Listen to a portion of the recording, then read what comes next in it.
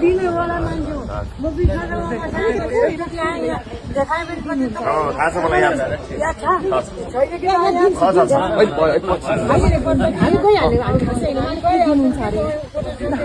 याद छ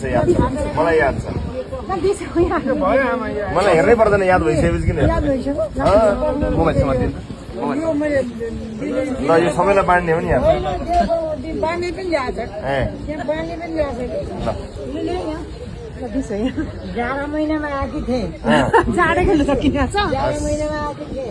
तिमी पनि हातैमा लिनु हो है यो अफिसमा पनि लिनु ल्याएको छु लामा भेट्नु भयो नि दाइलाई भेट्नु भएन कति खुसी हुनुहुन्छ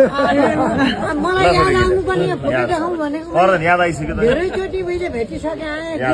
आएँ एकपल्ट तपाईँको उहाँ थियो अफिस उहाँ आएँ मेरो छोरो मनलाई धोको मनलाई धोको होइन कुरा भयो क्या कतिपल्ट भइसकेको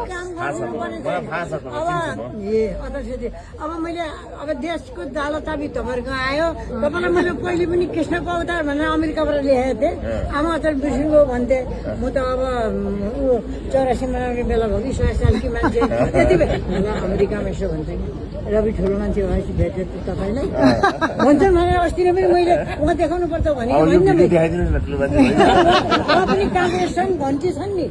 अनि त्यहाँबाट म त उकास्न आएको रहेछ भनेर सबैलाई देखाएँ मैले अघि अस्ति म तपाईँलाई उकास्न आएको थिएँ 3-4 पल्ट फेरि हेर्न त फेरि हेरेर मलाई यति भन्छ मैले अस्तिको टिकट रद्द गरेर बसेँ अब एकाचोटि काटेर म गइहाल्छु रवि बाली एकता हुनु कहिले नछ